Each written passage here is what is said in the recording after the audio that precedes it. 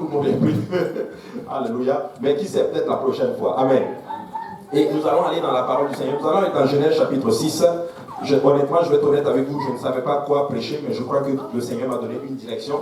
On va aller dans Genèse chapitre 6 et nous allons lire la parole de Dieu. On va lire Genèse chapitre 6 à partir du verset 22.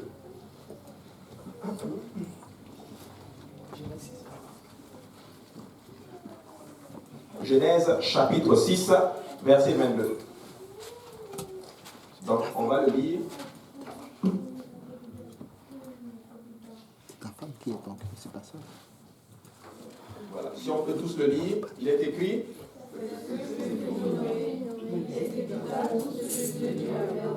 Amen. On peut le relire encore. C'est ce que fit Noé. Il exécuta tout ce que Dieu lui avait ordonné. Amen. Prions. Seigneur Jésus, nous te rendons grâce, nous te bénissons.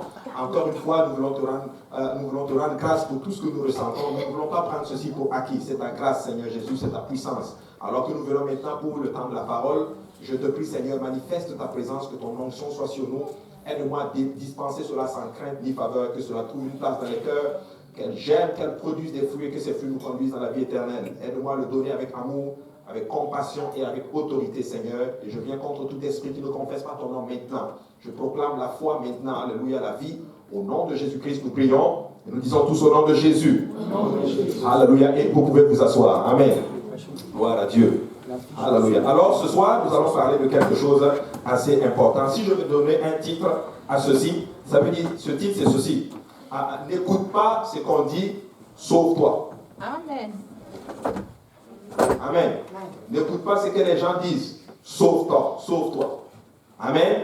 Très important. Et le passage que nous allons étudier ce soir, c'est un passage que beaucoup d'entre vous, vous savez déjà. Vous avez déjà eu à étudier cela. Et l'Écriture, la Bible nous dit, dans Genèse chapitre 6, au verset 1, que lorsque les hommes eurent commencé à se multiplier sur la face de la terre, et que des filles leur furent nées, les fils de Dieu virent que les filles des hommes étaient belles, et ils en prirent pour femmes parmi toutes celles qu'ils choisirent. Alléluia. Donc ça c'est important. Le passage est en train de nous mettre dans le contexte. Amen. Et vous allez voir notre thème, qu'est-ce que Dieu a pour nous aujourd'hui. Maintenant, je vais poser une question. Est-ce qu'il y a des gens ici qui, vous avez écouté par exemple des gens, vous avez écouté un conseil, vous avez écouté des dires, et ça vous a tellement affecté que vous avez pris de mauvaises décisions?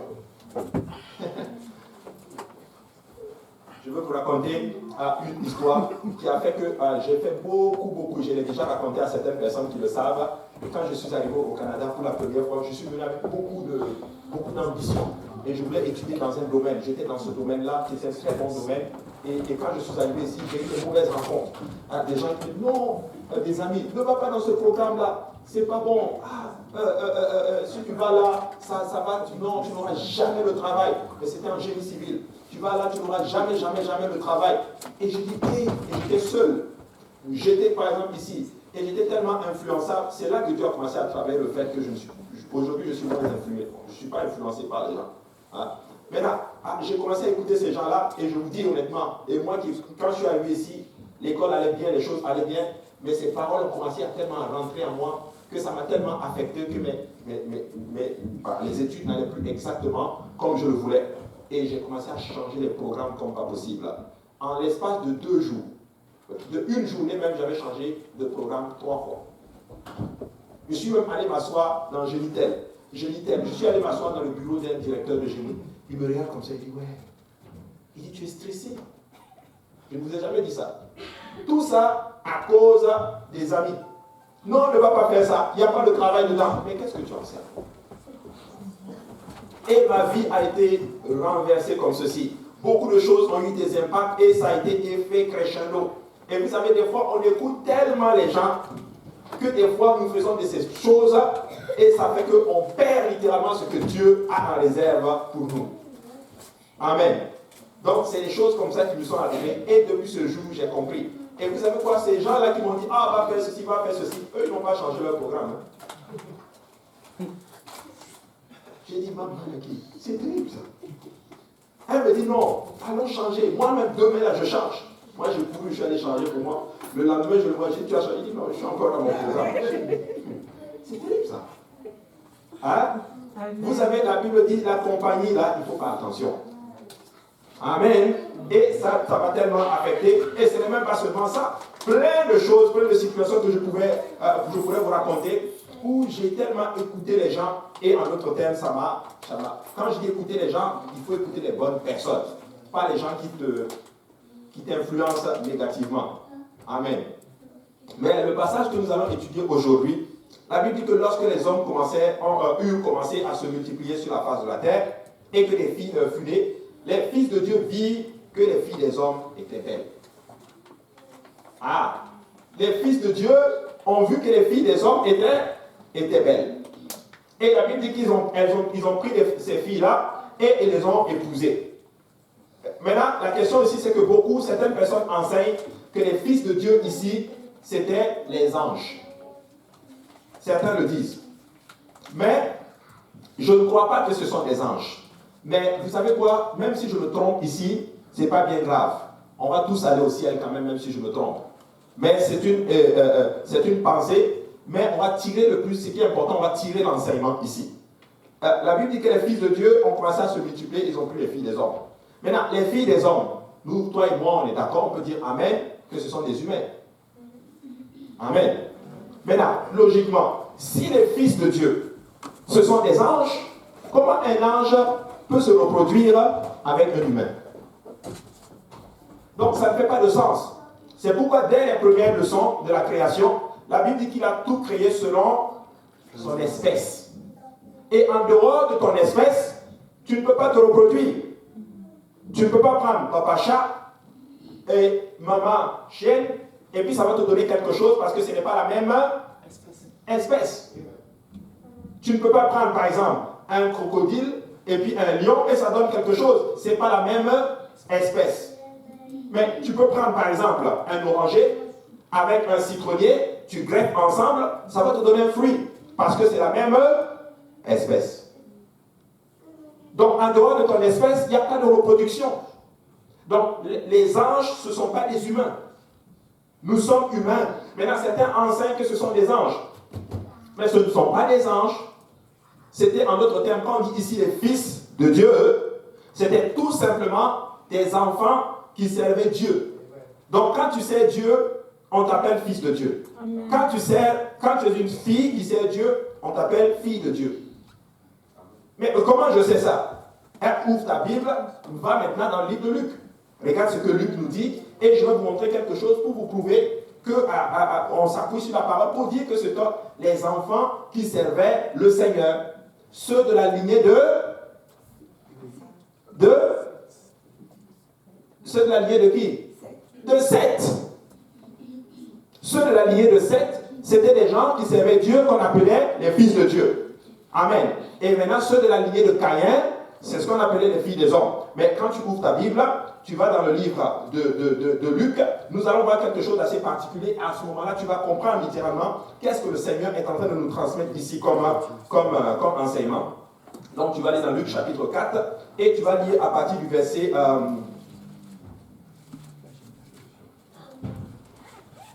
Attendez, je veux juste... Excusez-moi, c'est Luc chapitre 3, voilà, excusez-moi. Luc 3, et tu vas lire à partir du verset 23. La Bible dit ceci, Luc 3, verset 23, Jésus avait environ 30 ans lorsqu'il commença son ministère, et tant qu'on le croyait fils de Joseph, fils d'Élie, fils de Matthat, fils de Lévi, fils de Melchi, fils de Janaï, fils de Joseph, fils de Mattathias, et c'est quand tu dis c'est fils de, pour t'éviter, pour m'éviter une crampe aux lèvres, parce que c'est moi qui est en train de lire, on va aller jusqu'au verset 37. Il dit fils de Mathouzala, fils d'Enoch, fils de Jared, fils de Malilel, fils de Caïnan, fils d'Énos, fils de Seth, fils d'Adam, fils de Dieu. Amen. Fils de Dieu. Donc ceux-là qui étaient de la descendance de Seth à travers Adam, on les appelait des fils de Dieu. Donc lorsque les fils de Dieu ont vu que les filles des hommes étaient belles, ils sont allés et ils ont commencé maintenant à les prendre comme leur épouse. Les filles des hommes ici, c'est une expression pour dire ceux-là qui ne marchaient pas dans les voies de Dieu. Ceux-là qui n'étaient pas des enfants du Seigneur. Et bizarrement, les enfants de Dieu ont souvent tendance à regarder dehors. Amen. À regarder dehors. Les enfants de Dieu, toi qui sais Dieu, tu vas prendre quelqu'un du monde. Amen. Et là, la Bible dit, elles trouvaient qu'ils étaient belles. Donc, apparemment, entre eux là-bas, ah non, ce n'est pas des belles personnes ici. Dans la maison du Seigneur, non, on va les regarder dehors. Tu sais, je vais parler un peu à nos jeunes. Et même si tu n'es pas jeune et que tu es en train de vouloir te marier, il faut faire attention. Alléluia. Vaut mieux prendre quelqu'un qui aime Dieu, que ce soit une femme ou un homme. Parce que si la personne a la crainte de Dieu, laisse-moi te dire que ça va t'aider. Mais si la personne n'a pas la crainte de Dieu, laisse-moi te dire qu'un temps viendra où ton mariage va battre de l'aile. Je ne dis pas que les mariages chrétiens, des fois, il n'y a pas de tension, mais parce que la crainte de Dieu est dans le couple, laisse-moi te dire que ça bâtit le couple. Ah oui, aujourd'hui, je connais un cas comme ça où la personne voulait se marier et la personne ne savait pas, son mari ne savait pas Dieu. On lui a dit, attention. Le pasteur lui a dit, attends un peu. Elle dit, non, moi je l'aime. Ok. La veille même, un des anciens lui a dit, je me rappelle, lui a dit, tu peux encore tout arrêter. Attends qu'il donne totalement sa vie à Dieu. Non. Ah, la personne est rentrée dedans. Ah, la personne a des problèmes aujourd'hui. La personne l'a dit clairement, l'a confessé. Pourquoi je n'ai pas écouté? Amen. Amen. C'est important. Donc, il ne faut pas vous presser dans ces choses-là. Et des fois, certains le confessent, certains disent même. Il faut faire attention. Il faut prendre quelqu'un qui connaît Dieu et qui aime Dieu. Et ça, c'est très, très, très, très important. Mais les fils de Dieu, en d'autres termes, sont allés voir les filles des hommes et ils se sont mariés avec elles. Et ça a commencé. Regardez le verset 3 maintenant. Ils commencent à avoir des problèmes. Alors l'Éternel dit, mon esprit ne contestera pas à toujours avec l'homme, car l'homme n'est que chair et que ses jours seront de 120 ans. Ah, ils commencent une action, ils vont voir les filles des hommes, Dieu dit, ah, mon esprit ne va plus contester avec vous. Ça veut dire que Dieu avait déjà commencé à parler avec eux, à contester avec eux dès le passé. Ne faites pas ça, ne faites pas ça, ne faites pas ça. Mais leurs yeux sont dehors. Vous savez, nous avons souvent tendance à regarder dehors. Je suis en train de parler à quelqu'un. Nous sommes en ce moment dans une génération, et même ici à l'église, si on ne fait pas attention, comme je l'ai dit, on va commencer à avoir des problèmes. Faut pas. Qu'est-ce que tu as regardé dehors? Dieu dit, mon esprit ne va plus contester. Je vous ai suffisamment parlé, guys. Mon esprit ne contestera plus avec vous. Et en passant, je vais réduire vos jours. L'homme vivait 900 ans, 600 ans. Dieu dit, vous allez vivre maintenant 120 ans. C'est parce que l'homme a commencé à désobéir à Dieu, parce qu'il avait dit dès le départ, il dit ceci, que le croyant ne se mette pas sur le même joug que les incrédules. Pasteur Abou, tu es dur. Non, je ne suis pas dur. Je suis en train de te préserver, frères et sœurs. C'est important. Et Dieu dit non, mon esprit ne va plus contester. C'est ça qui a fait littéralement que Dieu a réduit le nombre de jours, parce que les enfants de Dieu sont allés voir dehors. Reste dans la maison du Seigneur. Vous comprenez? Reste dans la maison du Seigneur. Moi, je n'ai pas vu quelqu'un qui a fait confiance en Dieu. Et puis Dieu l'a déçu. Oh non. Ah oui. Ah oui. C'est vrai. J'ai rencontré quelqu'un qui est dans une situation qui a enfreint les règles. Et sa vie est terrible aujourd'hui. Je lui ai parlé récemment. Et ce jour-là, je l'ai regardé et j'ai dit, waouh, Père, je veux te rendre grâce que tu m'aies préservé de ça. Sa vie est terrible. Sa vie est terrible. Tout simplement parce que, on va regarder dehors. Non, reste dans la présence du Seigneur. Dieu dit, si c'est ça, je préfère réduire. Parce que vivre 900 ans sous le même jour que quelqu'un, béni soit Dieu qui l'ait réduit le nombre de jours. T'imagines, tu te maries, Dieu dit, ok, tu es dedans, non? Tu vas rester là-bas 200 ans. Tu es déjà rentré. Tout ça parce qu'on ne veut pas écouter. Dieu dit parfait, je vais réduire normalement le nombre de jours. Alors l'Éternel dit, mon esprit ne contestera pas toujours avec l'homme, car l'homme n'est que chair et que ses jours seront de 120 ans. Aujourd'hui, si tu vis même 120 ans, chapeau. Amen. Et la Bible dit au verset 4, maintenant c'est là que les gens utilisent pour dire que c'était des anges. Il dit, la Bible dit, les géants étaient sur la terre en ces temps-là, après que le Fils de Dieu fût venu vers les filles des hommes. Tu sais, les gens disent que ce sont ces géants. Non. Quand tu lis bien le texte, les géants sont là, c'est une référence au temps. Lis bien le texte. Il dit, les géants étaient sur la terre en ces temps-là. Donc, quand les enfants de Dieu sont allés vers les filles des hommes, il y avait des géants. Maintenant, je peux me tromper, ok? Ici, là. Moi, je crois que les géants dont on parle ici, là, c'est des dinosaures et toutes ces choses-là. Maintenant, comme je dis, c'est pas grave, on peut se tromper, mais tirons l'enseignement qui est là. Donc, c'était référence au temps. Afin que les filles de Dieu furent venues vers les filles des hommes et qu'elles leur eurent donné des enfants. Maintenant, on dit ce sont ces héros qui furent fameux dans l'Antiquité. Les gens disent, oh non, c'est les géants qui étaient les héros. Ici, c'est très compliqué de le voir, mais quand tu vas voir le texte en grec, ou plutôt en hébreu, c'est là que tu vois, parce qu'il parle des néphilim. Les néphilim, c'était une sorte de géants, en d'autres termes, qui étaient sur la face de la terre, à l'époque. Donc, les géants, c'est une référence au temps. Parce qu'un ange ne peut pas, à moins, comme l'ange c'est incarné en un homme. Non, ça ne fonctionne juste pas. Vous comprenez? Donc ici, c'était vraiment les hommes. Maintenant, il dit ceci, il y a les géants. Les héros, ce sont les enfants qui sont venus suite à la rencontre des fils de Dieu et des filles des hommes. Ça a fait des héros. Et c'est là, en fait, qui a donné à ces personnages qui ont commencé à travailler le fer, en d'autres termes, et ils sont devenus des êtres puissants. Amen. Mais comme je vous dis, c'est vraiment des recherches, des pensées, mais on va avancer et vous allez comprendre où est-ce que je veux vous amener ce soir. Maintenant, la Bible dit au verset 5, l'Éternel vit que la méchanceté des hommes était grande sur la terre et que toutes les pensées de leur cœur se portaient chaque jour vers le mal. Amen. Et là, après que cette rencontre, ces mariages ont eu lieu, l'Éternel vit qu'il y avait la méchanceté sur la face de la terre. À quelle société ça vous fait penser? La nôtre. Écoutez, la méchanceté, c'est terrible. Là. Suite à cette rencontre, il y a eu la méchanceté. Est-ce que vous savez quel genre de famille ça a donné? Papa sert Dieu, maman ne sert pas Dieu. C'est ce genre d'enfant que ça donne. Un enfant qui grandit dans un contexte où son père va à l'église et sa mère ne va pas à l'église. Ou un enfant qui grandit dans une famille où maman va à l'église et papa ne va pas à l'église. Ça donne une société méchante. C'est ça que c'est en train de dire. C'est pour ça que je suis en train de vous expliquer, mes frères et sœurs. Travaillons à un niveau où nous serons dans la maison du Seigneur avec nos épouses et avec nos enfants. Ah oui, je vous ai raconté ce témoignage ce matin quand je faisais la dédicace. Une famille avec qui on a commencé à travailler, papa venait déposer les enfants et la maman à l'église. Et ils sont descendus de la voiture, l'enfant, l'un des garçons demande à maman, mais maman, pourquoi papa ne vient pas à l'église? Ah, la maman était gênée, la maman ici, bon, papa est occupé et tout. C'est ce que le petit dit. Quand je serai grand, moi aussi je n'irai pas à l'église. Ah oui, c'est pour ça que c'est important, alléluia, de faire attention. Quel genre de couple nous voulons bâtir? Parce que plus les couples ne sont pas solides dans le Seigneur, ça donne une génération méchante.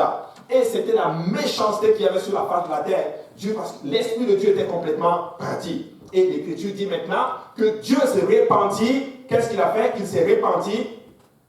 Elle était sur la terre chaque jour uniquement vers le mal. L'Éternel se repentit d'avoir fait l'homme sur la terre. Il fut affligé en son cœur, littéralement. Dieu était tellement peiné à cause de la méchanceté qu'il y avait sur la face de terre. Personne ne sert Dieu.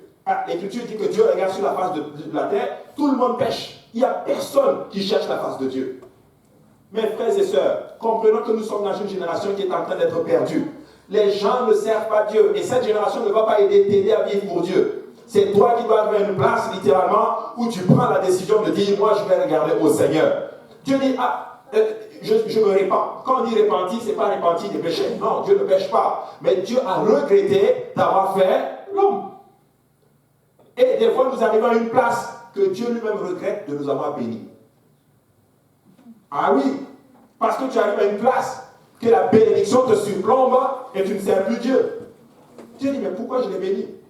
Il y a certaines personnes, par exemple, qui sont venues, qui n'avaient pas de travail. Dieu leur a donné un travail. Mais quand ils ont pris le travail, on ne les voit plus dans la maison du Seigneur. Dieu se répand. Dieu regrette. Dieu dit, mais pourquoi je l'ai béni?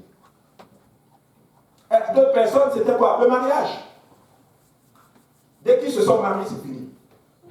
On ne les voit plus. ou même l'enfant. C'est terrible. Je ne dis pas que c'est normal. Quand on accouche, il faut se reposer un peu, il faut prendre du temps. Mais il y a des personnes, c'est terrible. Dès que l'enfant est, c'est fini. Amen. Ne permets pas à Dieu de regretter de t'avoir béni. Prends la bénédiction et dis au Seigneur, je vais courir avec la bénédiction. Plus tu m'as béni, plus j'amplifie même mon adoration envers toi. Alléluia. Et c'est comme ça que nous devons penser. Dieu avait donné longue vie à l'homme. Dieu lui avait donné la grâce. Mais parce qu'il a pris cette vie pour pervertir littéralement les voies de l'Éternel, Dieu dit, je me répands. Stop. Ne permettez pas à Dieu de regretter de vous avoir béni. Et il dit ceci à Israël, quand tu vas entrer dans la terre promise et que tu mangeras jusqu'à ta satiété, garde-toi d'oublier l'Éternel ton Dieu. Et voici le problème, maintenant notre problème. Vous connaissez cette histoire de cette dame, elle est venue à l'église, elle a commencé, elle avait des problèmes, Dieu l'a touchée. Dieu l'a rencontrée au lieu même de ses besoins. Elle avait donné sa vie, elle s'était repentie, baptisée au nom de Jésus. Et qu'est-ce qui s'est passé? Elle a eu un problème avec les assurances, et les assurances lui ont remboursé beaucoup d'argent. Elle a pris l'argent, vous savez ce qu'elle a fait? Elle est partie. Aujourd'hui, on ne sait même plus où elle est. Que Dieu fasse que tu ne sois pas ingrat envers Dieu. Amen. Ne soyez jamais ingrat envers le Seigneur. Alléluia. Ah, Jésus guérit les lépreux. Combien partent, combien reviennent? Ils sont tous partis, juste un seul. Un seul vient dire, je veux te rendre grâce que tu m'aies libéré. C'est ça. L'Éternel s'est repenti en son cœur. Et l'Éternel dit, j'exterminerai de la face de la terre l'homme que j'ai créé, depuis l'homme jusqu'au bétail, aux reptiles et aux oiseaux du ciel, car je me répands de les avoir faits. Dieu dit, ok, moi là, c'est pas que je vous coupe la main, je veux même les exterminer. Je veux tous les tuer. Tu ne veux pas arriver à une place que Dieu dit, ok, on va juste enlever la bénédiction. Certes, Dieu ne fait exception de ses dons. Il ne reprend pas ses dons. Mais tu sais quoi, des fois là, Dieu peut enlever la bénédiction. Dieu peut couper un peu le robinet, tout simplement pour que tu le serves. Ah oui, parce que Dieu t'aime. Et il est prêt à tout pour ton salut. Amen. Donc ne permets juste pas. Sois juste quelqu'un, en d'autres termes, quand Dieu te bénit, prends, sois reconnaissant. Et cette reconnaissance-là, c'est pas seulement envers Dieu, c'est envers tout le monde. Quelqu'un t'a déjà fait du bien, sois reconnaissant. Ne sois pas ingrat. Amen. Et là, Dieu dit, j'extermine tout, depuis les oiseaux jusqu'au bétail, aux reptiles et aux oiseaux du ciel, car je me répands de les avoir faits. L'homme a péché.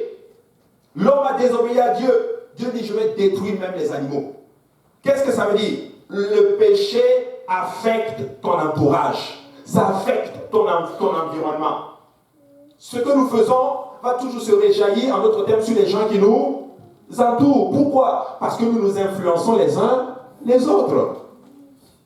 Tu vas voir un enfant qui grandit dans une famille où il y a le péché, où il y a l'alcool et toutes ces choses. Il est susceptible littéralement. Il a plus de chances de tomber dans ça. Tu influences quelqu'un et quelqu'un t'influence. Voici pourquoi c'est important, mes frères et sœurs, de faire attention aux actions que nous posons. Parce que le péché affecte ton entourage. Le péché affecte ta maison. Écoute, peut-être que c'est juste, je parle des humains, mais il parle des animaux. Ça veut dire que l'action qu'ils ont posée, même les animaux étaient devenus corrompus à cause de ce qu'ils voyaient. Donc, même ta maison, je vous assure, si tu fais des mauvaises choses, si un homme spirituel, une femme spirituelle entre dans ta maison, il peut ressentir l'activité démoniaque. Ah oui, j'allais faire une étude biblique à P9. Une fois, je suis allé avec frère Stéphane. On est rentré dans la maison. Moi, je l'avais ressenti. Moi, je pensais que c'était juste moi encore avec mes affaires. Non. Mais je suis allé un jour avec le frère Stéphane. Frère Stéphane lui-même n'était pas tranquille. Tu te rappelles? Et ce jour-là, il a même dit à la dame, maman, il faut qu'on prie dans cette maison parce que je ne suis pas à l'aise. L'atmosphère est terrible. Parce que le péché affecte l'environnement. Dieu dit, il faut que je détruise. Mes frères et sœurs, faisons attention aux actions que nous posons. Ne nous influençons pas négativement. Je sais qu'il y a des gens qui me suivent et je sais que je suis quelqu'un. Il y a des gens que toi tu suis, il y a des gens qui te suivent et ainsi de suite. Et les actions que tu poses, ça les affecte mine de rien. C'est très important. Amen. C'est important. Et Dieu dit, je vais tout détruire. La Bible dit maintenant, mais, au verset 8, mais Noé trouva grâce aux yeux de l'Éternel. Un homme trouve grâce. On revient encore à la grâce. Dieu veut détruire, mais Dieu dit qu'il y a un homme. La parole dit qu'il y a un homme qui s'appelle Noé. La Bible dit qu'il trouve grâce aux yeux de l'Éternel. Et cette grâce, littéralement, la Bible maintenant nous explique comment il a trouvé grâce. Parce que tu ne trouves pas grâce comme ça devant le Seigneur. Tu ne t'assois pas comme ça et puis tu dis, ok, je trouve grâce. Il y a quelque chose qui a fait que Noé a trouvé grâce aux yeux de l'Éternel. Je vous laisse enseigner sur les clés pour réussir dans le royaume, mais je pense qu'on va pouvoir en parler en d'autres termes. La Bible dit ici, Noé était un homme juste et intègre. Premièrement, il faut que tu sois juste. Lis bien le texte. La Bible dit, il était juste et intègre dans son temps. Ça veut dire ceci. Il ne connaissait pas toute la vérité, mais la vérité qu'il savait, il appliquait. Dieu dit qu'il est juste. Dans le temps de Noé, Noé était juste. Parce que tout ce qu'il savait comme vérité, il l'appliquait. Pourquoi nous manquons la grâce du Seigneur? C'est parce que nous ne sommes pas justes. Tu es faux, tu n'es pas vrai envers toi-même. Tu te mens à toi-même des fois. Nous nous mentons à nous-mêmes. Nous ne voyons pas la vérité en face. Des fois, il faut juste être vrai. Quelqu'un qui dise Amen. C'est ça qui attire la grâce de Dieu dans nos vies. Même si moi j'étais musulman, pratiquant musulman, j'avais la barbe. Mais je vais vous dire une chose, j'étais très juste, très sincère. Quand on dit juste ici, c'est en fait la sincérité. J'étais sincèrement dans l'erreur. Et Dieu, il m'a fait grâce. J'allais à la mosquée parce que je croyais servir Dieu. Paul a trouvé grâce. Paul ne persécutait pas juste pour persécuter. Paul croyait servir Dieu, nous dit l'Écriture. Si tu es dans l'erreur et que tu es sincère, tu vas trouver la grâce de Dieu. C'est comme ça que j'ai compris. Voici pourquoi il dit que toute personne qui sert Dieu dans toute nation lui est agréable. Corneille était perdu. Il faisait du bien, toutes ces choses. Mais parce qu'il était juste, intègre, Dieu dit, je te fais trouver grâce. J'ouvre une brèche pour toi. Et Noé était intègre, il était juste et il était intègre. Et l'intégrité ici, c'est une qualité que j'aimerais que Dieu donne ceci à l'église de l'Est. C'est une intégrité que tu ne changes pas. Je suis intègre. Je ne change pas mes positions. Je crois en Jésus, je ne change pas. Je fais quelque chose de... Je crois que c'est bon, je ne change pas. Il faut être intègre.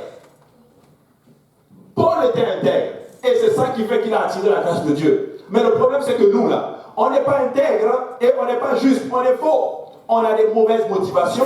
Tout ce qu'on fait, il y a un agenda caché.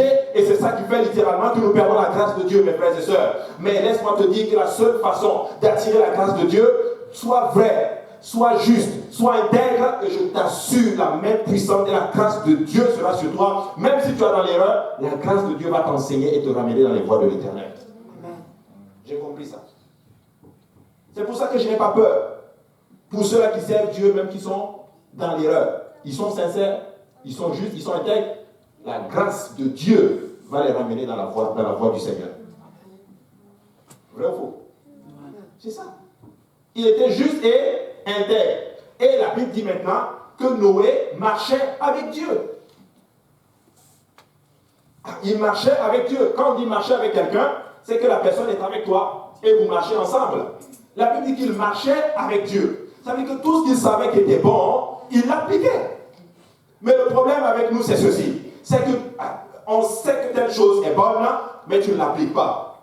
Tu ne le fais pas. Écoutez-moi bien, nous n'appliquons plus la parole de Dieu. Nous sommes devenus des pharisiens, des scribes et des pharisiens. Nous connaissons la loi, mais nous n'appliquons pas la parole de Dieu. Ah oui, ça j'ai compris ça. On est devenu vraiment faux. C'est pour ça que la grâce de Dieu, on ne peut pas la voir comme ceci. Elle marche avec Dieu. Marche sincèrement avec Dieu. Vrai ou faux? Il faut être sincère. Il faut être sincère. Je vais faire une petite parenthèse avec le service du soir. Je voulais faire une parenthèse. Et je vais vous dire, vraiment, il ne faut pas... Bon, là où je suis griot. Mais dis seulement.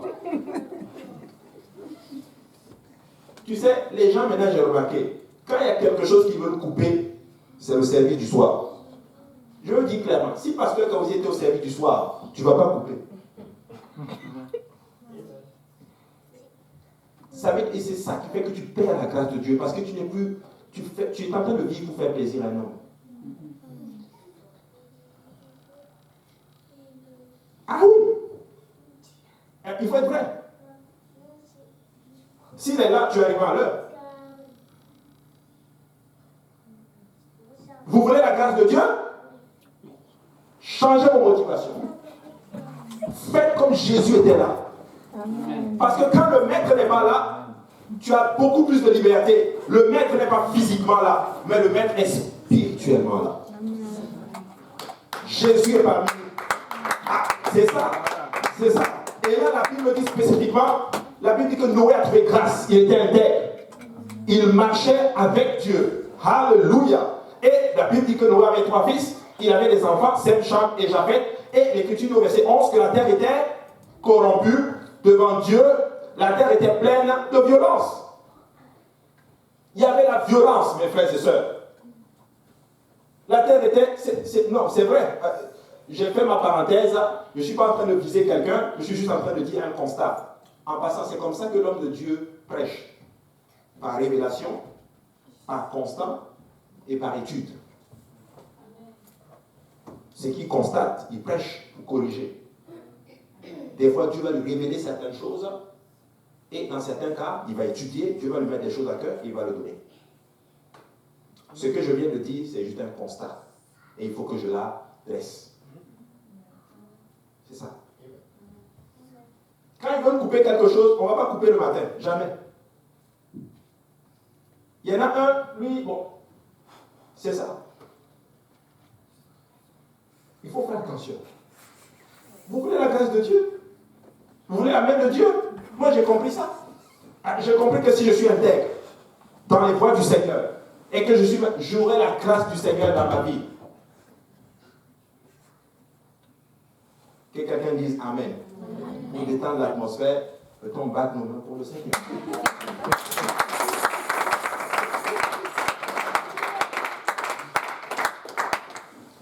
Parce que si moi je ne vous dis pas, c'est moi qu'on va corriger après.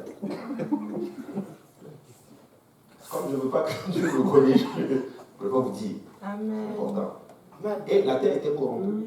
Il y avait beaucoup de violence. Dieu regarda la terre et voici, elle était corrompue car toute chair avait corrompu sa voie sur la terre. Alors Dieu dit, la fin de toute chair est arrêtée par devers moi, car ils ont rempli la terre de violence. Voici, je vais les détruire avec la terre. Il dit, fais-toi une arche. Et quelqu'un dit une arche. Une arche de bois de gopher.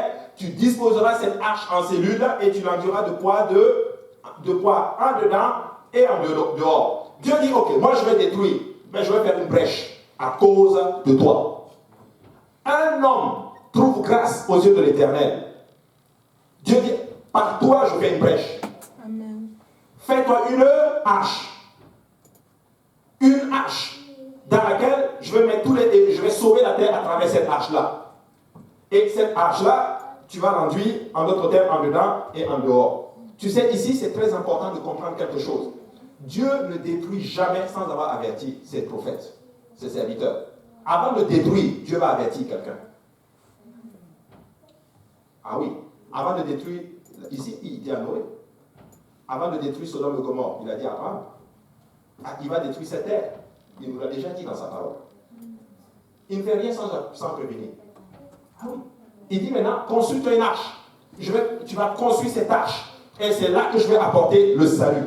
Et c'est là que je vais te montrer maintenant comment tu dois faire pour te sauver de cette génération-là. Il dit, fais-toi cette arche de gopher.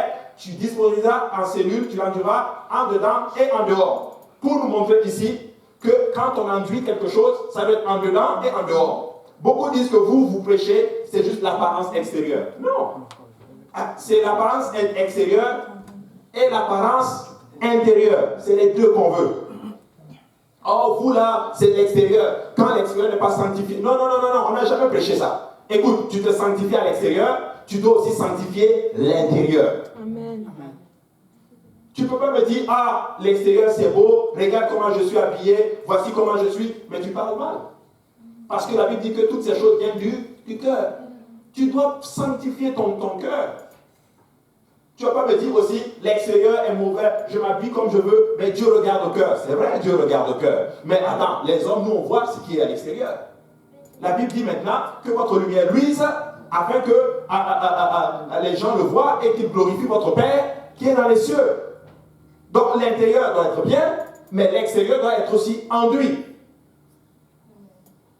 C'est ça. Tu dois travailler l'extérieur, tu dois aussi travailler l'intérieur.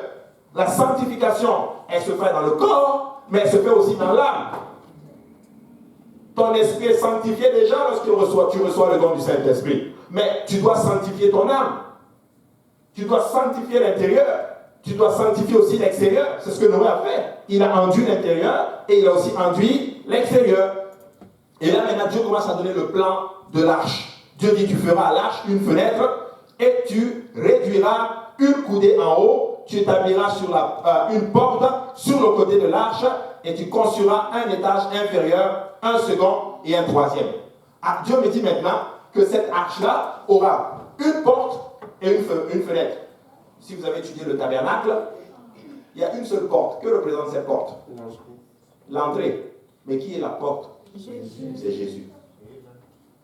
Pour te dire que tu ne pourras jamais entrer dans cette arche. Celui qui devait entrer par cette arche devait partir par cette porte. Pour te dire qu'aujourd'hui, si tu veux te sauver, n'écoute pas les gens, mais maintenant, si tu veux te sauver, tu dois passer par une porte. Ah, cette porte, c'est Jésus. Jésus le dit dans Jean, chapitre, je ne sais plus, je pense que c'est dans Jean 8, en tout cas c'est dans Jean, il dit ceci, je suis la porte de la bergerie. Ah, il le dit lui-même, je suis le chemin, la vérité et la vie. Nul ne vient au Père. Il ne dit pas nul ne va au Père. Nul ne vient au Père parce qu'il est le Père. Alléluia. Nul ne vient au Père que par moi. Jésus-Christ est la porte. Alléluia. Par laquelle nous pouvons nous sauver. C'était symbolique littéralement de ce que le Seigneur était en train de faire, qu'il va faire plutôt dans le futur. Qu'il dit en notre terme à qui? À Noé. Fais le plan. Je veux que tu comprennes quelque chose. Pour te sauver, il y a un plan. Tu dois passer par là, à la porte. Tu ne pouvais pas te lever et entrer par la fenêtre. Jésus dit, celui qui entre autrement, là, c'est un brigand. C'est dangereux. C'est ça qu'il dit, non? Tu entres, tu es un brigand si tu entres autre part. Tu dois passer par la porte et c'est Jésus-Christ là. Il dit maintenant, et moi, je vais faire venir le déluge d'eau sur la terre pour détruire toute chair et un souffle de vie sous le ciel. Tout ce qui est sur la terre périra. Dieu dit maintenant, je vais faire venir le déluge. Écoute, Noé n'avait jamais vu de pluie sur la face de la terre. Mais c'est par la foi. Dieu dit, je vais détruire. Ah, il commence à construire. Il commence à bâtir. Je vais faire venir le déluge. Il n'avait jamais vu d'eau tomber du ciel. Mais comme Dieu a dit, il a obéi. Dieu a parlé, il a obéi. Dieu dit, je vais faire venir le déluge. Tu sais, pendant que Noé était en train de construire, sûrement qu'il y a des gens qui se sont moqués de lui. Il y a des gens qui ont probablement dit, Noé, qu'est-ce que tu es en train de faire? De la pluie? Nous, on n'a jamais vu de pluie. Tu es en train de perdre du temps. Comme toi aussi, on est en train de te dire, tu perds ton temps en donnant ta vie à Jésus. Tu perds ton temps en étant à l'église. Tu perds ton temps en faisant ceci. Toi, continue juste à bâtir l'arche. Continue à marcher pour le Seigneur. Parce qu'un temps viendra littéralement où quand le déluge va, ou du moins la destruction va réellement arriver, ces gens sauront que tu avais raison. Ah, ils ont fait une représentation, c'était un film où Noé était en train de bâtir. C'est un film de Noé. Il était en train de bâtir l'arche. Et les gens se moquaient tellement de Noé qu'il y a même dans le film, un disait, ça, à l'époque où on regardait les films, alléluia, et puis là, dans le film, il dit ceci, hey Noé, j'espère que tu as pensé à mettre une toilette là-dedans. Ils se moquaient de Noé. Et certains vont se moquer de vous. Je suis là pour t'encourager, toi qui es en train de bâtir l'arche. N'écoute pas ce que les gens disent. Oh, t'as lavé le cerveau. Tu continues à aller dans cette église. Tu continues à faire ceci. Qu'on ne te trompe pas, mon frère. Tu es en train de faire la bonne chose. Ah oui, tu es en train de faire la bonne chose. Et là, il dit ceci, moi je veux faire venir et toute chose, toute chair périra. Et au verset 18, mais j'établis mon alliance avec toi. Tu entreras dans l'arche, toi et tes fils, ta femme et les femmes de tes fils avec toi.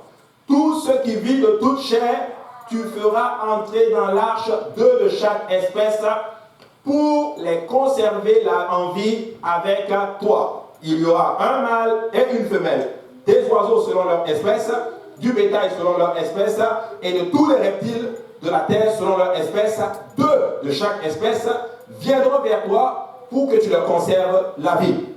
Maintenant, Dieu dit maintenant, je vais faire venir les animaux. Et tous ceux qui vont entrer dans l'arche, ils seront sauvés. À ce temps-ci, le plan du salut, c'était l'arche. Si tu voulais le salut de ton âme, là, tu devais être dans l'arche. Amen. Ça dit que, vous savez, Dieu m'a montré beaucoup de choses ici. Pour vous dire ceci, mes frères et sœurs, aujourd'hui, l'église, c'est l'arche. Tu veux être sauvé, tu dois entrer dans l'église. Et pas juste y entrer. Tu dois y entrer et y rester. Dieu est en train de te dire ceci. Même si tu n'as pas construit l'arche, viens et entre juste. C'est ça. Tous ceux qui n'ont pas construit l'arche et qui entrent dans l'arche, tu avais le salut. C'est une image de la grâce. Tu n'as rien fait. Mais j'ai fait tout le plan pour toi. Obéis à ma parole. Please, passe par Jésus et entre dans cette arche. Mais aujourd'hui, les gens sont dans l'arche. Certains entrent dans l'arche et à un moment donné, ils sont fatigués. Oh, moi je quitte. Moi je quitte. Parce que je regarde mes amis, ils ont l'air heureux. Ceux qui ne sont pas dans l'église, tu sais quoi? Reste dans l'église. Moi j'ai dit ceci. Moi là, même si vous me chassez de l'église, moi je ne pars pas de l'église. Parce que je suis pas là pour quelqu'un. Je suis là pour mon salut. C'est Jésus qui m'a sauvé, mes frères et sœurs. Hey, moi je suis dedans, j'y reste. Hey, certains vont quitter parce que, soit on les a mal parlé. Certains vont quitter parce que, par exemple, je ne sais pas moi, on ne prend pas soin de moi ici. Tu sais, écoute-moi bien. On doit prendre soin les uns des autres. Moi, est-ce qu'on doit se parler clairement? Je vais vous dire comment moi je pense. Si tu prends soin de moi là, béni soit Dieu.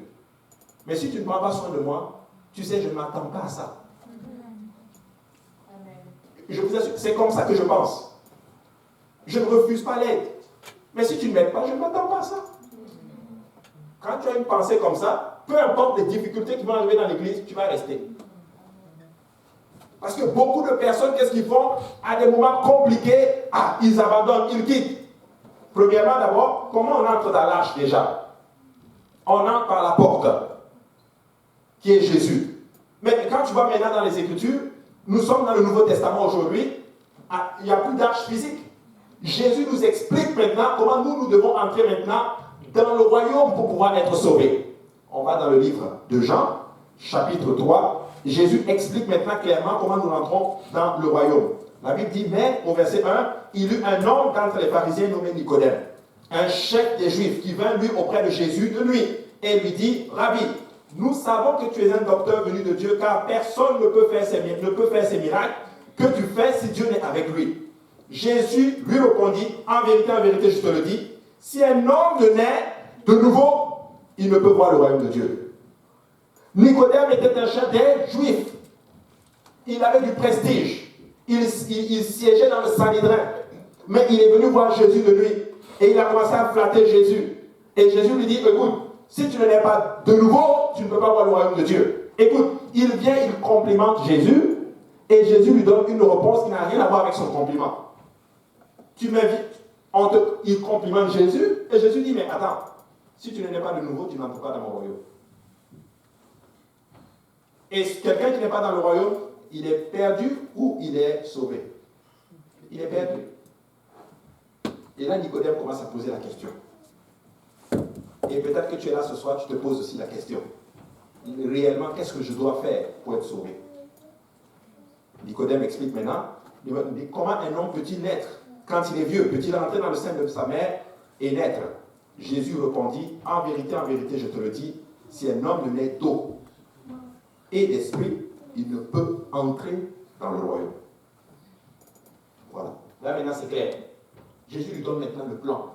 Nicodème, tu dois naître d'eau et tu dois naître de l'esprit pour pouvoir entrer dans mon royaume. Noé a bâti une arche pour que les gens rentrent. Jésus aussi a fait son arche, qui est le royaume de Dieu, qui est l'Église, par lequel nous devons être sauvés. Et il donne la clé, en d'autres termes, à Nicodème. Et maintenant, le jour de la Pentecôte, ses disciples vont donner exactement la même chose aux gens qui écoutaient la parole. Le jour de la Pentecôte, dans Actes chapitre 2, on va y aller. Actes chapitre 2, verset 37. Voici ce que l'Écriture dit. Pierre se lève et le jour de la Pentecôte, il prêche la parole de Dieu. Il a prêché une seule chose. Jésus est venu, Jésus est mort, il a été enseveli et il a ressuscité. Et au verset 37, la Bible dit, après avoir entendu ce discours, ils eurent le cœur vivement touché et ils dirent à Pierre et aux autres apôtres, hommes, frères, que ferons-nous? Ils disent à Pierre maintenant, les gens ont écouté le message et leur cœur a été touché. C'est pour ça que je me demande maintenant, j'ai compris quelque chose. Quand ton cœur est touché par la parole, elle est suivie par une action. Une action d'obéissance. Il y en a qui disent, oh, la parole m'a touché, mais je ne vois pas de changement dans leur vie. Certains me disent, mais pasteur, pour toi, moi j'aime beaucoup tes enseignements. Tu sais, moi je ne cherche pas des fans. Moi je cherche des gens qui vont appliquer la parole que je prêche. Amen. Moi je veux faire des disciples. Il ne faut pas aimer mes enseignements. Applique mes enseignements. Amen. Et quelqu'un dit Amen. Qu'est-ce qui m'arrive aujourd'hui? Ah oui. Le cas a été vivement touché. Et ils se disent, mais qu'est-ce qu'on doit faire? Hommes, frères, que ferons-nous? Paul, Pierre, on a entendu la parole, mais qu'est-ce que tu veux maintenant qu'on fasse? Notre cœur a été touché, dis-nous ce que nous devons faire. Et là, au verset 38, Pierre est clair. Pierre leur dit, répentez-vous. La première chose que tu dois faire pour te sauver et entrer dans l'arche, c'est de te repentir.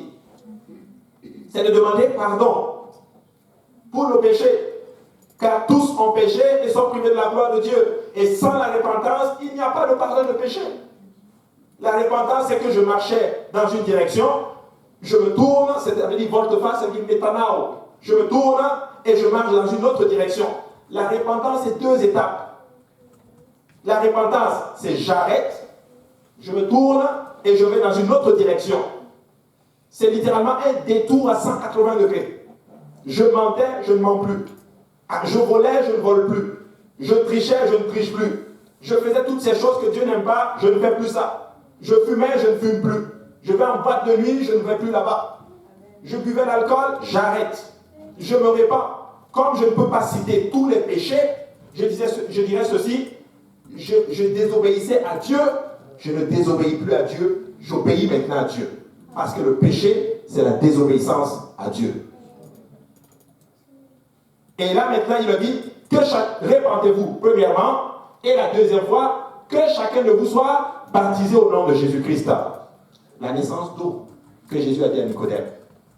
Et vous recevez le don du Saint-Esprit, la naissance de l'Esprit, que le Seigneur a dit à Nicodème.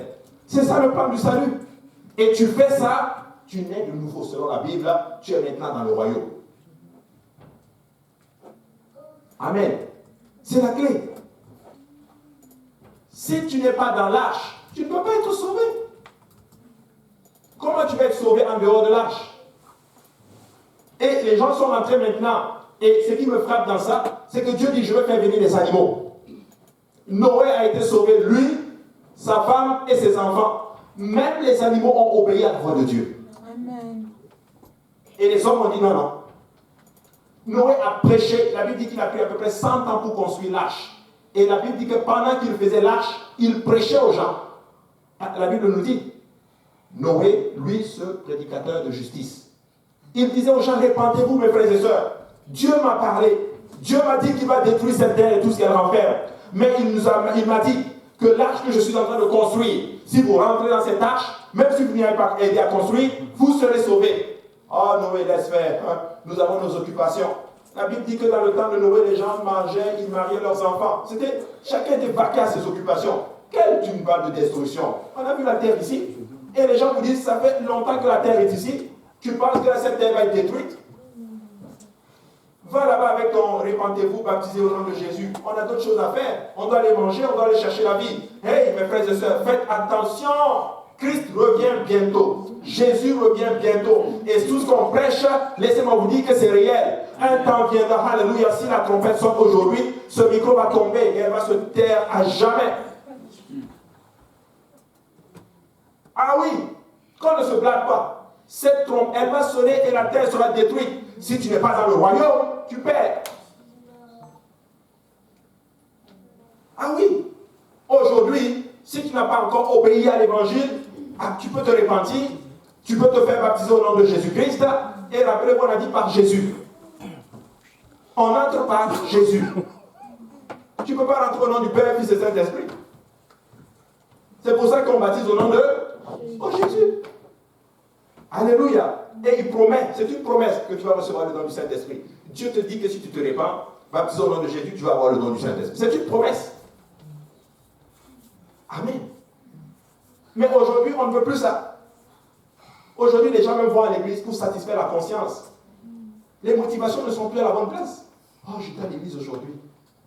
Mon ami, change. Change. Moi, je regarde les nouvelles. On est à la fin des temps. Je vous assure, il y a des moments où je conduis la voiture, je dis, mais Seigneur, tu te rends compte, si la trompette sonne là maintenant, là, je suis parti, et la voiture va aller cogner la voiture qui est devant. Si le pilote est chrétien, et le copilote aussi, parce que je vous connais, l'autre va dire, ah, mais le copilote est là. Et si le copilote est chrétien aussi, la trompette sonne, les deux sont partis. Crash. Et je crois que l'enlèvement, il y aura beaucoup de scandales. Beaucoup d'accidents. La Bible dit qu'en un clin d'œil, au signal de l'archange, paf, même pas le temps de dire, un clin d'œil, c'est même pas le temps de dire Seigneur Jésus, pardonne-moi, c'est fini. Paf, parti. Tous ceux qui ne sont pas prêts, tu sais quoi, les gens à qui vous avez prêché la parole de Dieu qui l'ont refusé, ils vont devoir monter. Une fois, j'ai fait un songe, je l'ai raconté ici. Et c'était une sœur qui, je vais vous la raconter, elle a appelé mon épouse et puis elle dit à ma femme, ah, j'ai fait un songe. Et dans le songe, ma mère voulait se faire baptiser au nom du Seigneur Jésus-Christ. Et là, j'ai appelé ton mari, personne n'a répondu. J'ai appelé un autre pasteur, personne n'a répondu. Et là, j'entends à la radio qu'il y a des gens qui ont disparu. Bon, j'étais content parce que j'avais disparu. Mais ma femme me dit, mais toi, tu faisais quoi sur la terre? Tu es resté. Et on lui dit, sers le Seigneur. Dieu est en train de te donner un avertissement. Frères et sœurs, si la trompette sonne, tout ce qu'on a acquis là, ça ne sert plus à rien.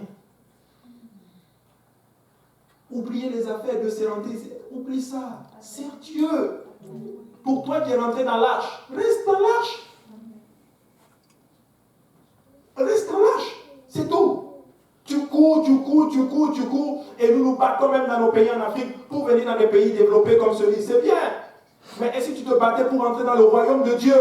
La Bible dit que depuis le temps, le royaume de Dieu est forcé. Ce sont les violents. Quand on dit les violences spirituelles, c'est des violences spirituellement. C'est des gens qui se disent, quoi coûte que coûte, moi je vais être sauvé. Je vais servir le Seigneur. Ah, je vous ai raconté, j'étais en train d'attendre le métro. J'étais dans le métro et puis le métro s'est arrêté. Les portes se sont ouvertes et le métro ne partait plus parce qu'il n'y avait même pas de technique. On est assis. Moi j'étais assis comme ça dans le métro. On était assis, on est resté là peut-être 2, 3, 4, 5 minutes. Et puis il y a un monsieur qui était tellement tanné d'attendre. Il se lève, il sort et puis il va s'asseoir. Je vous assure, dès qu'il s'est assis dehors, les portes se sont fermées. Je me dis, mon fils, c'est ça le royaume de Dieu. Il y en a qui vont être tannés. Je sors, je pars. Les portes se ferment. Paf. Consécration, tu te concentres, après tu abandonnes. Oh, ça c'est votre prédication. Sanctification, on ne veut plus ça. On ne se trompe pas, hein. Il est écrit dans la parole. Recherchez la paix et la sanctification avec tous, sans laquelle, la sanctification, en tout cas, sans laquelle nul ne verra le Seigneur. Il ne faut plus réfléchir. Maintenant, on est devenu tellement intellectuel, on connaît tellement la parole, on se demande, est-ce que c'est vraiment vrai tout ce qu'on nous a enseigné? Oh, moi je pense que c'est... Écoute, c'est ça. C'est ça. Parce que ça, c'est une technique du diable, mes frères et sœurs. Il va venir, il va commencer, il va reconsidérer ce qu'il sait. Oh, je vais être clair avec vous. Plus que jamais, je crois à tout ce qu'on vous a enseigné dès le départ. Amen. Plus que jamais. Plus que jamais, je crois encore à la repentance. Le baptême au nom de Jésus. Le baptême du Saint-Esprit avec l'évidence de parler en langue. Et plus que jamais, je crois en la sanctification. Sans ça, oublie. Tu ne peux pas voir Dieu.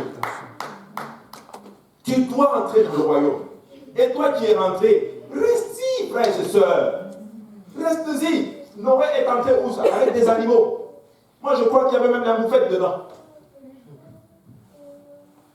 Ça puait là-dedans. Il n'y avait qu'une seule fenêtre. Ça sentait mauvais. Il est avec des animaux. Imaginez-vous les odeurs, les cacas des animaux. Et c'est terrible. Les cacas des animaux et toutes ces choses, les déchets, tout ce que vous pouvez imaginer. Les odeurs, il faisait chaud là-dedans. Mais Noé n'a pas sorti. Il n'est pas sorti. Ce n'était pas un endroit plaisant où il fallait être. Ce n'était pas le palais royal dans lequel nous avons grandi. Mais c'était la meilleure place où il fallait être. Amen. Frères et sœurs, c'était la meilleure place où il fallait être. Amen. La Bible dit que quand ils sont rentrés, ils ont attendu 7 jours. La porte était ouverte. Et le 7e jour, Dieu a fermé la porte. Personne n'a dit, ah, moi je sors. Ah, ça sent mauvais ici. Vous savez, dans l'église là, ça sent aussi mauvais des fois. Ton frère va t'offenser. Tel frère va faire quelque chose que tu n'aimes pas. Telle soeur va faire quelque chose qui... Même pasteur va t'offenser un jour. Parce que c'est un être humain. Tu vas sortir à cause de ces odeurs-là. Si tu sors, mon frère, ma soeur, c'est à tes risques et périls. Moi, en tout cas, je ne sors pas. Je reste ici. Tu vas aller, tu vas venir me trouver ici. Amen. Ah oui, il y a de mauvaises odeurs. Il y en a qui viennent me dire, moi je pars parce qu'on ne me considère pas. Oh, moi je pars parce qu'il y a ci. Il y a ça. Tu sais quoi? C'est terrible. Une fois aussi, j'étais encore dans le métro. Cette fois-ci, le métro était là. Et puis là, les gens sont venus, les gens sont entrés. Et puis à un moment donné, les portes commencent à se fermer. Vous comprenez un peu le métro? Et pendant que les portes se ferment, je vous assure, j'ai vu un monsieur qui est descendu des escaliers. Le gars a sauté, couru, et il est venu, il a attrapé les portes comme ça. Il a ouvert les portes, et puis il est rentré. Puis Dieu me dit, fils, c'est ça le royaume de Dieu. Il est violent. Seuls les violents, c'est forcé, seuls les violents, ça n'en pas. Il voulait son métro. Il voulait. Mon père qui s'est dit que si je loupe ce métro-là, je suis en retard grave. Peut-être qu'il a eu une probation au travail, on dit que tu as un retard, c'est fini pour toi. Pourquoi tu ne fais pas ça avec Dieu? Tout peut être sauvé. Reste ici, please. Si tu n'es pas entré, entre. Répands-toi, sois baptisé au nom de Jésus, reçois le don du Saint-Esprit, il va te le donner, tu vas parler en d'autres langues. Tu es dans le royaume. Quand tu es dans le royaume, tu es sauvé. C'est simple. C'est simple. Je l'ai dit ce matin, c'est tellement simple que c'est devenu compliqué. Trop simple. J'ai l'impression que l'homme n'aime pas ce qui est simple. Moi, j'aime quand c'est simple. C'est simple. Fais juste ce que tu veux te donner. Oh Seigneur, aide-nous. Combien de personnes ont abandonné Dieu? Combien? Toi, tu vas regarder dans le monde encore? Après, la Bible dit que le déluge est venu. Le déluge est venu. Tout le monde a péri. Je suis convaincu qu'il y a eu des gens qui ont dit, Noé, ils sont venus, ils ont frappé les portes. Noé, ouvre les portes, s'il vous plaît. Tu me dis, mais c'est pas moi qui ai fermé la porte. C'est Dieu. Et ce que Dieu ferme, personne ne peut ouvrir. Ce que Dieu ouvre, personne ne peut fermer. Mais ce qu'il a fermé, personne ne peut l'ouvrir. Tu sais, je veux parler sincèrement à quelqu'un aujourd'hui. Tu joues avec ton salut. Et tu joues à un jeu très dangereux. Très dangereux. Tu es en train de jouer avec le feu. Ne joue pas, frère. Ma soeur, ne joue pas. C'est sérieux. Amen. C'est très sérieux. Quand on dit servir Dieu, là, c'est pas juste question de micro, on vient, quelqu'un se met. C'est quoi? Vis pour Dieu. Reste dans le royaume. Ne quitte pas l'église. Dieu te demande de faire ça. Fais-le. Tu as une consécration à faire. Il y a des gens qui viennent à l'église, mais leur vie après, c'est terrible. Amen.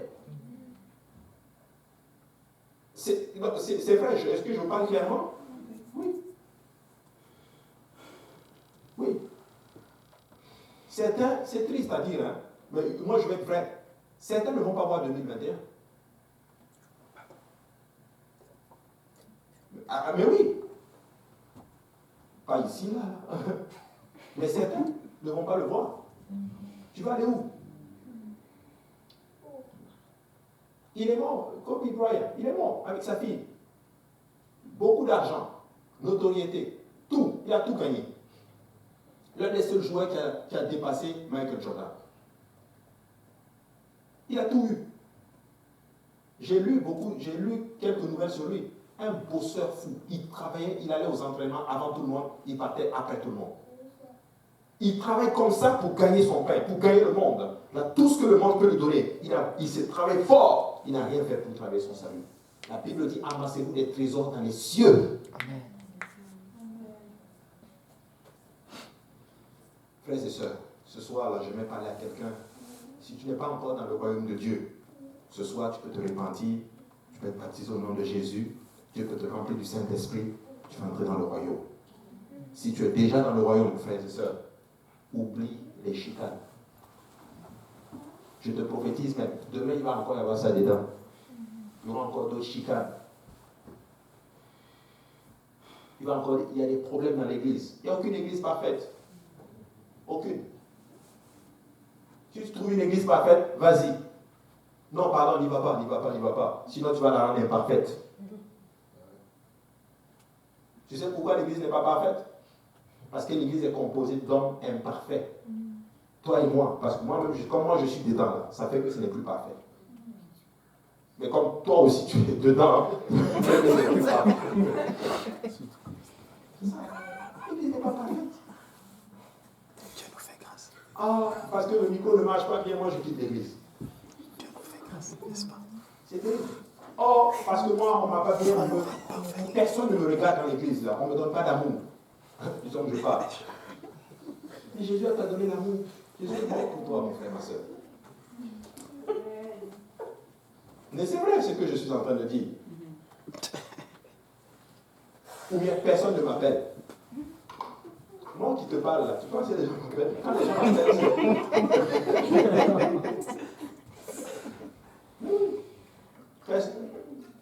je ne sais même pas combien de personnes. L'année passée, personne ne m'a appelé pour dire grand frère, je t'ai juste pour t'encourager. Mais je suis là. Je m'encourage tout seul. Ma femme est là. Des fois, je me regarde au miroir et puis je prêche. Ce matin, tantôt, avant de venir, j'étais au miroir, je prêchais. Je me dis, toi, tu aimes vraiment prêcher où? Non, je me parle à moi-même. Je m'encourage tout seul. Comme David. La Bible dit que David a s'encouragé lui-même. Jusqu'à ce qu'il parle de son âme. Il dit, mon âme, pourquoi tu t'abattes? Espère en l'éternel. Ça, c'est la pensée des champions. Les champions de ce monde, ils ont dépassé ce que les gens disent. Ils n'écoutent plus les gens, ils se sauvent. C'est vrai. Alléluia. Si vous avez cette pensée, rien ne va vous ébranler. Rien. Ah oui. Alors ce soir, que Dieu nous aide à changer notre mentalité. Amen. Et ce soir, si vous êtes là et que vous n'avez pas encore obéi à l'évangile, c'est le seul moyen par lequel nous pouvons être sauvés. C'est l'évangile. 1 Corinthiens chapitre 15, si tu peux l'afficher. Lève-nous tous ensemble, nous allons lire, au piano. Et nous allons lire 1 Corinthiens chapitre 15 et nous allons voir qu'est-ce que la parole de Dieu nous demande ici. Amen. Très important. La Bible dit, je vous rappelle, frère, l'évangile que je vous ai annoncé, que vous avez reçu, dans lequel vous avez persévéré. Il dit que vous avez reçu l'évangile dans lequel vous avez persévéré. Après, il dit quoi? Il dit ceci, et par lequel vous êtes sauvés. Donc nous sommes sauvés par l'évangile. Après il dit maintenant, si vous le retenez tel que je vous l'ai annoncé, autrement vous aurez cru en vain. Il dit que si tu retiens l'évangile tel que lui, Paul, il l'a annoncé, tu seras sauvé, sinon tu auras cru en vain. Tu as cru, mais en vain. Tu peux croire, travailler, faire beaucoup de choses pour Dieu, mais le jour que tu vas rencontrer Jésus, Jésus te dit, moi je ne te connais pas. C'est l'un des versets qui me fait le plus peur dans la Bible. Faire tout ça, et puis arriver devant Dieu, puis Jésus me regarde et me dit, toi je ne te connais même pas. Oh Seigneur, qu'il ne soit pas dit de nous cela. Tu as travaillé en vain. Tu as couru en vain. Tous ces kilomètres que tu as fait, toutes ces prédications que tu as fait, toutes ces études bibliques que tu as fait, tout ce que tu as fait, si Dieu me dit qu'il ne me connaît pas, non, ce serait terrible. Et comme je ne veux pas que ça m'arrive, je veux le retenir tel que Paul nous l'a annoncé. La parole de Dieu nous l'a annoncé. Parce que je ne veux pas croire en vain. Changez vos motivations, mes frères et sœurs. S'il vous plaît. Cherchez l'amour de Dieu. Cherche à faire plaisir à Dieu. Amen. Change de motivation. Et tu vas voir, les choses vont aller mieux pour toi. Tu seras heureux. Et tu sais quoi? Tu vas éviter ce qu'on appelle les blessures internes. Dieu m'a montré clairement, les gens quittent à cause des blessures internes. C'est parce que vous ne retenez pas les choses et vos motivations ne sont pas à la bonne place. Ah oui. Ah oui. C'est important. Alléluia. Et puis là, maintenant, il explique maintenant c'est quoi l'évangile au verset 3. Il dit, je vous ai enseigné avant tout, comme je l'avais aussi reçu, que Christ est mort pour le péché, selon les Écritures. L'évangile, Christ est mort. Ensuite, au verset 4, il a été enseveli et qu'il a ressuscité le 3e jour, selon les Écritures. Christ est mort, Christ est enseveli et Christ a ressuscité d'entre les morts. Et lorsque nous obéissons à l'évangile, nous sommes en train d'appliquer l'évangile littéralement à notre vie. Je me répands de mes péchés, je meurs comme Christ est mort. Je suis baptisé au nom de Jésus, je suis enseveli comme Christ est enseveli. Je reçois le don du Saint-Esprit, je ressuscite comme Christ a ressuscité d'entre les morts. Et là, je suis sauvé. Amen. Ça serait un jour extraordinaire, hein? Quand la trompette va sonner, frère. Et enfin, on dira, waouh, enfin. On a combattu le bon combat. On y est arrivé. Le chemin était long, il y avait beaucoup de troubles, mais nous sommes arrivés à bon port. Papa nous accueille, nous sommes à la maison. Waouh, ça va être un moment extraordinaire. Tu vas voir sœur Emmanuela. Hein? Frère, oh, collègue. Non, camarade. Camarade, on y est arrivé. Wow, on s'est battu ensemble. On a fait des études bibliques. On a cherché les âmes ensemble. Oh, camarade, bienvenue. On est arrivé à la maison. Le combat est accompli. Ça va être un moment extraordinaire. Amen. Alléluia. Et je crois que nous allons y arriver ensemble. Amen. Donc, j'aimerais vraiment donner. Bon, je le partage plus avec le frère Vincent, mais notre mot d'ordre, frère Vincent et moi, c'est ensemble. Amen. Ensemble. Amen. Amen. Nous allons y arriver ensemble. Alors ce soir, nous allons venir à l'hôtel et nous allons prier. Et nous allons tout simplement nous reconsacrer au Seigneur. Et que Dieu vous donne un esprit de champion. Amen. Comme je l'ai dit, sauvez-vous. Sauvez-vous de cette génération. Alléluia.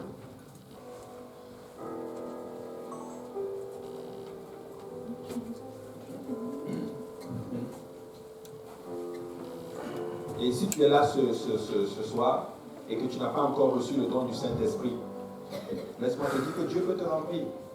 Ça ne prend que ton obéissance. Ce n'est pas compliqué, je vous ai dit, le Saint-Esprit. La parole de Dieu n'est pas compliquée. Amen. Vous savez, quand on rend les choses simples, on bénéficie de ce que Dieu a réservé pour nous. Amen. Quand il dit se repentir, ça veut dire quoi? Ça veut dire demander pardon. Pas un non à Dieu. Donc, ce que nous allons faire une prière de repentance ensemble. Amen. Et après cela, nous allons louer le Seigneur. Tu sais, la meilleure adoration que tu peux donner à Dieu, c'est Alléluia. Et alors que tu vas commencer à adorer le Seigneur, Alléluia Jésus, Alléluia Jésus, c'est une façon pour toi de t'abandonner. Je t'assure, quelque chose va se passer spirituellement. Il va prendre le contrôle de ta langue. Et ce qui te vient à l'esprit, laisse sortir. Amen. Laisse sortir. Ne réfléchis même pas. Laisse juste sortir. Parce que quand on parle en langue, notre intelligence demeure stérile. Dit la parole. Ça veut dire ceci. Quand tu loues le Seigneur, Alléluia, Alléluia, Alléluia, ta langue commence à balbutier comme dit l'Écriture, laisse sortir les sons qui viennent. Aussi simple que ça. Et quand tu laisses sortir, à ce moment-là, tu es en train de parler la langue selon que l'Esprit de Dieu te donne de t'exprimer. Amen. Et je vous t'en prie, oubliez la parole de Dieu. Amen. Amen. Alors prions, faites, nous avons fait la prière de repentance. Et après cela, s'il y a des gens à côté de vous qui ont besoin d'assistance, de prière, imposez la main, priez avec eux, exercez vos dons spirituels et vous allez voir, Dieu va vous bénir. Amen. Prions tous ensemble. Seigneur Jésus, nous te rendons grâce. Nous voulons te bénir, Seigneur, pour ce que tu es en train de faire. Nous voulons te rendre grâce. Mais avant tout, nous voulons te demander pardon pour nos offenses et nos iniquités, car nous avons tous péché et nous sommes privés de ta gloire. Mais ta parole dit aussi que lorsque nous demandons pardon, toi tu es riche en bonté pour nous pardonner et aussi nous purifier de toute iniquité. Alors ce soir, je te demande pardon. Pour moi, pour mes frères et sœurs, pour tous ceux qui nous écoutent, sincèrement, nous voulons te demander pardon. Par la même occasion, je te prie de changer de motivation et que nos motivations soient à la bonne place, Seigneur Jésus. Aide-nous à faire les choses pour te faire plaisir. Aide-nous à marcher avec toi comme Noé a marché avec toi. Aide-nous à chercher à te faire plaisir dans toute action que nous posons, Seigneur Jésus. Que nos motivations soient bonnes, Seigneur Jésus, afin d'avoir ta grâce sur nous.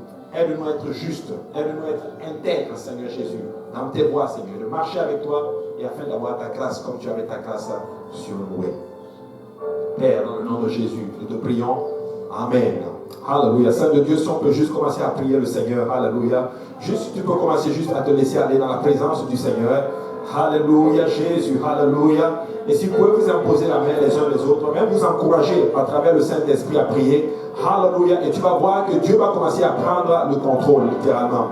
L'Esprit du Seigneur va commencer à bouger. Tu vas commencer à sentir une atmosphère spirituelle. C'est vraiment réel. C'est le Saint-Esprit qui est en train de couler en ce moment. Laisse juste aller. Alléluia. Amen. Alléluia. Et s'il y a des gens à côté de vous, même imposez-leur la main. Même si la personne a déjà le Saint-Esprit, imposez la main et priez à travers le Saint-Esprit. Dieu peut faire de grandes choses. Amen. Alléluia. Au nom de Jésus, nous te prions, Seigneur. Alléluia. Gloire au nom du Seigneur. Alléluia. Au nom de Jésus. Alléluia. Gloire à toi, Seigneur Jésus. Alléluia. Alléluia, Seigneur. Alléluia, Jésus. Prie que le Seigneur te donne la force. Qu'il te donne un esprit de persévérance. Qu'il te donne la grâce et qu'il t'aide à marcher dans ses voies au nom de Jésus. Alléluia. Merci, Seigneur. Merci Jésus, alléluia, alléluia,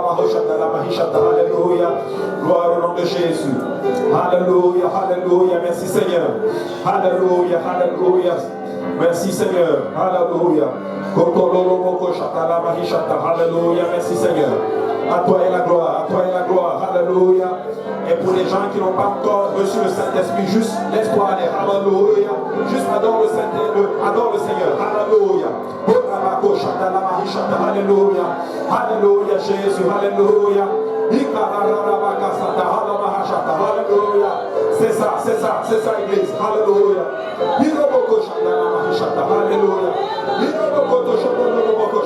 Alléluia. Gloire au nom de Jésus, gloire au nom de Jésus. Béni soit le nom du Seigneur, alléluia. Alléluia.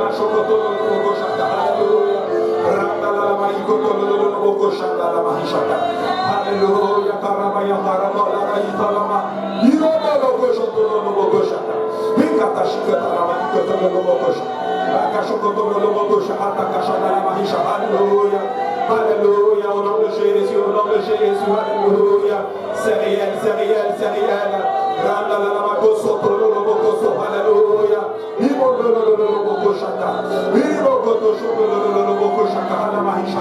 Alléluia, gloire au nom de Jésus. À toi est la gloire, Seigneur Jésus. Alléluia, alléluia. Ne te décourage pas, alléluia, efforce-toi. Efforce-toi, alléluia. À toi est la gloire au nom de Jésus. La parole est certaine et elle est vraie au nom de Jésus. Alléluia. C'est réel, c'est réel. C'est la grâce du Seigneur. Alléluia. Alléluia Jésus. Alléluia Jésus. Alléluia Jésus. Alléluia Jésus. Alléluia. Solomo sotolo boko sata. Riboko tolo boko shata la maïka la maolo shata. Alléluia. À toi est la gloire Jésus. À toi est la gloire Seigneur Jésus. Maïka la maolo sotolo boko shata. Rita la maïka tolo boko shata. Alléluia. Rita maïka la maolo shata. Baba la maïka boko sata. Riboko boko sata la maolo shata. Alléluia. Si que te demande le boko shata la maolo shata. Alléluia Jésus. Alléluia Jésus.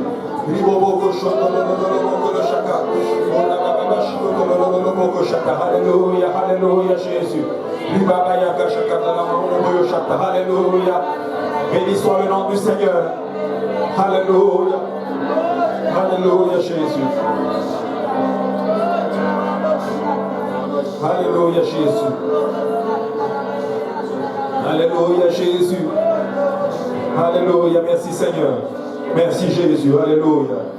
Gloire au nom du Seigneur, alléluia. Alléluia. Servez vraiment, vous savez, servir le Seigneur avec un cœur pur. Amen. C'est bon de servir Dieu, mais l'Écriture dit servir Dieu avec joie. Il faut servir Dieu avec un cœur pur. C'est comme ça qu'on devient un homme ou une femme intègre, avec un cœur sincère et un cœur pur. Tu fais ça, la grâce et la main de Dieu sera sur toi. Oh oui. Vous savez, parce que j'ai compris certaines choses, il y a des conditions pour avoir les bénédictions de Dieu. Il y a des conditions pour que la main puissante de Dieu soit sur toi. Ça. Mais des fois, les conditions ne sont pas là. Je vous assure, les conditions ne sont pas là. Dieu m'a dit clairement, Dieu m'a dit, moi je veux restaurer les gens. Je veux vraiment les bénir. Mais les conditions, c'est ça. Pas de bonne motivation, pas d'intégrité, littéralement pas de fidélité. Vous comprenez? Tu fais ça. La main du Seigneur sera sur toi. Tout ce que tu vas faire, on va voir la main de Dieu. Amen. Que Dieu vous bénisse, que la grâce du Seigneur vous accompagne, que la paix du Seigneur soit avec vous. Et comme je l'ai mentionné, si tu veux obéir à l'évangile ce soir, nous avons tout. Des vêtements de rechange, nous avons des serviettes, nous avons de l'eau. Tu peux être baptisé au nom de Jésus. Tu dis, mais j'ai été baptisé au nom du Père, Fils et Saint-Esprit. Tu sais, dans la Bible, tous les baptêmes étaient faits au nom de Jésus. Tous. Amen. Tout. Aucun baptême n'a été fait au nom du Père, Fils et Saint-Esprit. Et ici, tu obéis. C'est ça. Si tu obéis, tu as la bénédiction de Dieu. Moi, j'ai décidé que je vais obéir à Dieu. Tout ce qu'il va me demander. Une fois, je priais, j'ai dit, Seigneur, fais que ma vie soit guidée par toi. Pas par un homme, ni par moi-même. Mais je veux que Dieu me guide. Que chaque pas que je pose, Dieu n'y pose un pas. Parce que je marche avec lui. Amen. Comme Noé marche avec lui. Amen. Et si vous faites ça, la main du Seigneur sera sur vous. Que Dieu vous bénisse. Acclamons le Seigneur. Alléluia.